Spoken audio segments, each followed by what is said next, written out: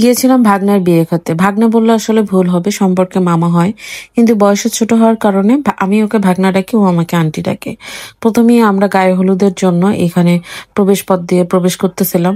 প্রবেশ পথটা এত সুন্দর করে সাজাইছিল, চারপাশটা একদম লাইটিং করে।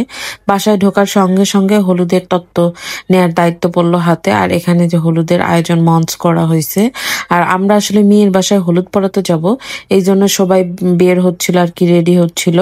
মেয়েরা শাড়ি পরছিল একই রকম, আর ছেলেরা একই রকম পাঞ্জাবি। আর এখানে আমরা মেয়ের বাসায় অলরেডি চলে আসছি। মেয়ের মঞ্চে আমরা ছেলে পক্ষ থেকেই সবাই জোড়ায় নিয়ে বসে আছে। মেয়ের কোনো খবরই নাই এদিকে। মেয়ে জানেই না যে বর আসবে। আর এই যে যাকে দেখতে পাচ্ছেন যে ফোন দিচ্ছে, ওটাই ছিল হচ্ছে জামাই।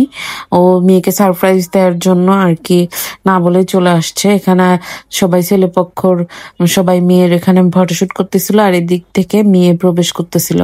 মেয়ে তো দেখে অবাক হয়ে গেছে জামাইকে দেখে। আর এখানে সবাই ফ্যামিলি মেম্বাররা, বোনেরা, খালাতো বোনেরা, বন্ধু বান্ধব যারা ছিল সবাই একসঙ্গে হয়ে এখানে ফটোশুট করতেছিল। মেয়েকে মাশাআল্লাহ খুব সুন্দর লাগতেছিল। ছোট ছোট বাচ্চারাও শাড়ি পরছে, ওদেরকে দেখতেও অনেক বেশি ভালো লাগতেছিল। একই রকম শাড়ি ছোট বাচ্চারাও পরছে, আর এটা দেখতে খুব ভালো লাগতেছিল। এখানে সবাই ফ্যামিলি মেম্বাররা আছে, ওরা একসঙ্গে ছবি তুলতেছিল। আসলে কিছুই নাই, ছবিটাই হয়তো স্মৃতি হয়ে থাকবে। এগুলো হয়তো সব ভুলেই যাবে। তারপরে এটা ছিল বিয়ের দিন। বিয়ের দিনে মাশাল্লাহ আমার আঙ্কেলকে বিয়ের দিনও অনেক বেশি ভালো লাগতেছিল, আর মামিকেও ভালো লাগতেছিল বিয়ের দিনে।